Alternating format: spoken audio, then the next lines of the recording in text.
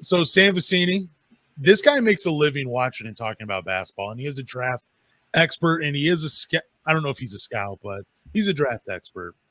But he had a bold take, and that was the Pistons core does not fit.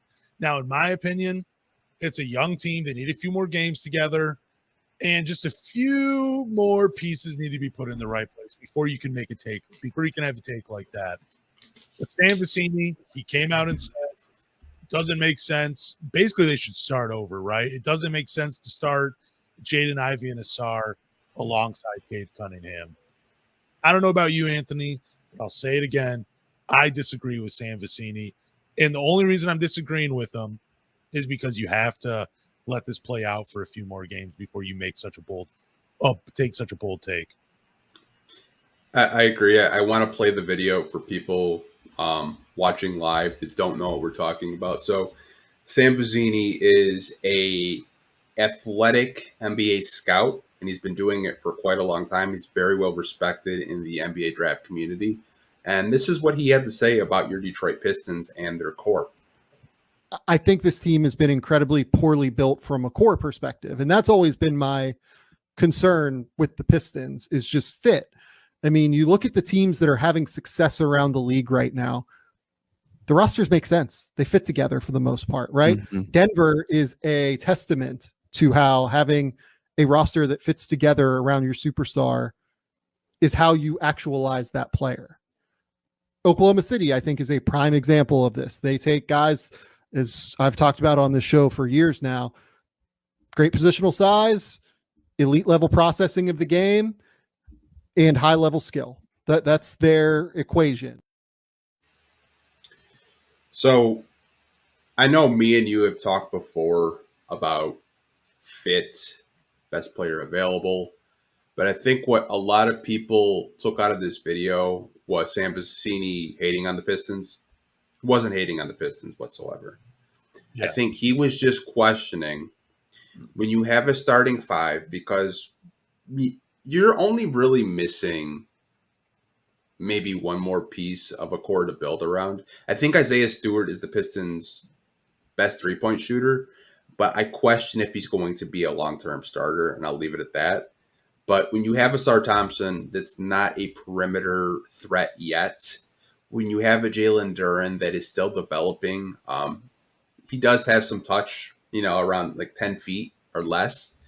But he's not able to, stretch the defense out and hit a three-pointer yet.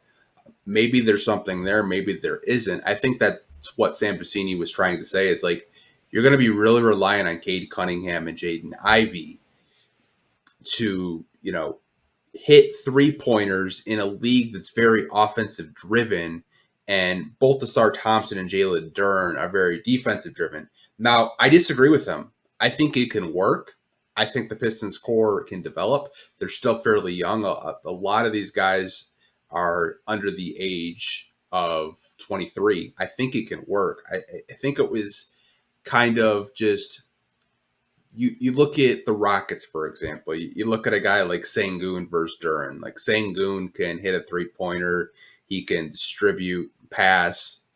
There's a lot to like there. And I think what Vecini was trying to say is, like, if you're building around Cade Cunningham, you need to build around pieces that help him, not make his job harder. And I still don't think the Pistons are fully committed to building around one player yet. I don't really think they know who they want to build around yet, because if they were very confident that Cade Cunningham was going to be the franchise player for the next, let's just say 10 years, they would have went out and got him pieces this summer that could complement his game, not make it more difficult, or players that were actually available. And they didn't do that this summer. Obviously, I like the Marcus Sasser pick. I like the Ausar Thompson pick. But to Vecini's point, you do need to surround Cade with guys that can spread the floor and make his life a little bit easier. Yeah, Cade Cunningham, 22. Isaiah Stewart, 22. Ausar Thompson is only 20. Jaden Ivey is 21. Jalen Duren just turned 20. Like, it's a young starting five. They're younger. That starting five is younger. they're basically younger than the Villanova Wildcats this year, who are, I think, almost 23 years old as a whole.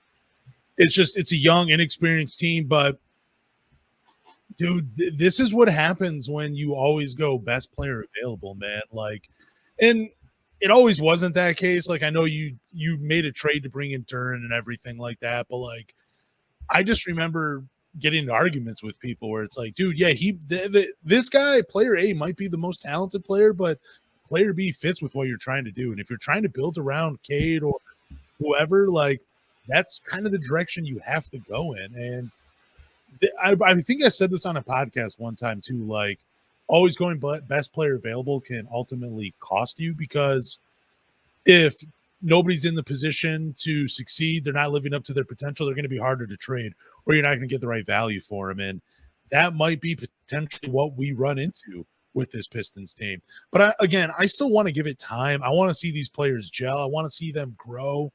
That's what I want to see from these guys, man. And I don't think it's fair to compare them to the Orlando Magic or the Oklahoma City Thunder, because also those teams, they've had some good draft lottery luck, landing in the position that they landed in their drafts. The Pistons, like we saw last year, they dropped as low as they could possibly drop, even though they had the best odds to getting the number 1 overall pick. And I'm not saying they deserved Victor Wembanyama, but it's just like, some teams, they have a little bit more luck when it comes to the lottery, and the Pistons didn't.